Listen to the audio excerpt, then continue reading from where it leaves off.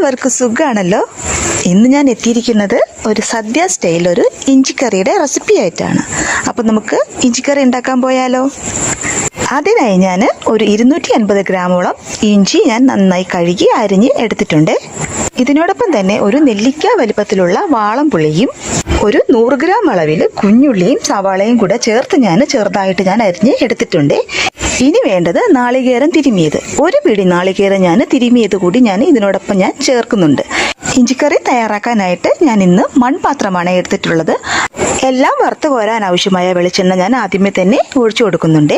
വെളിച്ചെണ്ണ ഒന്ന് ചൂടായി വരുമ്പോഴേക്കും നമുക്ക് ആ അരിഞ്ഞു വെച്ചിരിക്കുന്ന ഇഞ്ചി കുറേശ്ശെ നമുക്ക് ഇട്ട് കൊടുത്ത് അത് 1/4 ഭാഗത്തോളം ഒന്ന് മൂത്ത് വരുമ്പോഴേക്കും നമ്മൾ നേരത്തെ അരിഞ്ഞു വെച്ചിരിക്കുന്ന ആ ഉള്ളി ഉണ്ടല്ലോ, അതുകൂടി നമുക്കിതിലോട് ചേർത്ത് കൊടുക്കാം. അത് രണ്ടും കൂടി ഏകദേശം നല്ല ഒരു പരുവത്തിന് മൂത്ത് വരുന്ന സമയം കൊണ്ട് തന്നെ നമുക്ക് ആ തിരുമ്മി വെച്ചിരുന്ന നാളികേരം കൂടി നമുക്ക് അതിലോട്ട് ചേർത്ത് നല്ലതുപോലെ ഒന്ന് വറുത്തെടുക്കാം. 3 ചേരുവകളും കൂടി ഒരുമിച്ച് മൂപ്പിക്കുന്ന സമയത്ത് തന്നെ കുറച്ച് കറിവേപ്പിലയും കൂടെ ഇട്ട് വറുത്തെടുക്കേണ്ട ആവശ്യമുണ്ട്. ഇപ്പോൾ ആവശ്യാനുസരണം ഇതിന് മൂപ്പായിട്ടുണ്ട്.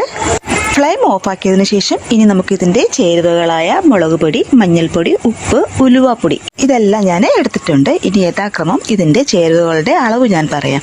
ഒരു 1.5 സ്പൂണോളം മുളക് പൊടി, 1 സ്പൂണോളം മഞ്ഞൾപ്പൊടി, ആവശ്യാനുസരണം ഉപ്പും ഒരു 1/2 സ്പൂണോളം ഉലുവാപ്പൊടിയും ഞാൻ എടുത്ത് ഇതിലോട്ടിട്ട് ചട്ടിയുടെ ചൂടിൽ തന്നെ പച്ചമണം മാറുന്നത് വരെ ഒന്ന് ചെറുതായിട്ട് ഒന്ന് മൂപ്പിച്ചെടുക്കാം.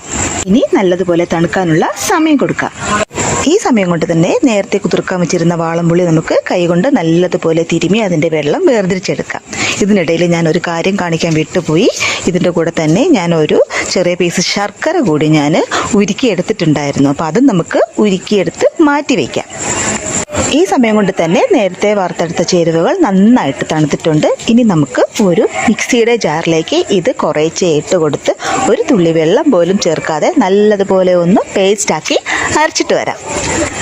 ഇനി ഒരു ചട്ടി അടുപ്പിലോട്ട് വെച്ച് കടുക് താളിക്കാൻ ആവശ്യത്തിനുള്ള വെളിച്ചെണ്ണ ഒഴിച്ച് അത് ചൂടാകുമ്പോഴേക്കും അതിലോട്ട് കടുകിട്ട് അത് പൊട്ടിക്കഴിയുമ്പോഴേക്കും ആവശ്യാനുസരണം വറ്റൽമുളകും കറിവേപ്പിലയും ഇട്ട് അത് നല്ലതുപോലെ ഒന്ന് മൂത്ത് വരുമ്പോഴേക്കും നമ്മൾ നേരത്തെ അരച്ച് വെച്ചിരുന്ന കൂട്ട് അതിലോട്ടിട്ട് നല്ലതുപോലെ ആ എണ്ണയിലൊന്നും വരട്ടിയെടുക്കണം. എണ്ണ മുകളിൽ തെളിഞ്ഞു വരുമ്പോൾ തന്നെ നേരത്തെ അരച്ച് വെച്ച ആ പുളിവെള്ളം നല്ലതുപോലെ ഇതിലോട്ട് ഒഴിച്ച് ഇളക്കി കൊടുക്കണം. ആ എടുത്ത പുളിവെള്ളം മുഴുവനായി തന്നെ നമുക്കിതിൽ ഒഴിച്ചു കൊടുക്കാം. ഇനി നേരത്തെ തന്നെ ഉരുക്കി വെച്ചിരുന്ന നെല്ലിക്ക വലിപ്പത്തിലുള്ള ശർക്കര ഉണ്ടല്ലോ, അതിൻ്റെ വെള്ളം കൂടി നമ്മൾ ഇതിലോട്ട് ചേർത്ത് കൊടുക്കുന്നുണ്ട്. ഇതെല്ലാം കൂടി നല്ലതുപോലെ ഒരു തവി കൊണ്ട് ഇളക്കി യോജിപ്പിച്ചതിന് ശേഷം ആദ്യം ഒരു 3 മിനിറ്റ് ഹൈ ഫ്ലെയിമിലും അതിനുശേഷം ഒരു 2 മിനിറ്റ് ലോ ഫ്ലെയിമിലും നല്ലതുപോലെ ഇത് തിളയ്ക്കാനുണ്ട്. അതിനുശേഷം ഒരു 2 സ്പൂണോളം കായപ്പൊടി കൂടെ ചേർത്ത് ഒന്ന് ഇളക്കിയതിന് ശേഷം ഇത് നമുക്ക് അവസാനമായി ഒന്ന് ടേസ്റ്റ് ചെയ്ത് നോക്കാവുന്നതാണ്. ഉപ്പ്, പുളി, എരിവ് ഇതെല്ലാം സമമായി ഉണ്ടോ എന്ന് ചെക്ക് ചെയ്തതിന് ശേഷം നമുക്കിത് അടുപ്പിൽ നിന്ന് വാങ്ങി വയ്ക്കാവുന്നതാണ്.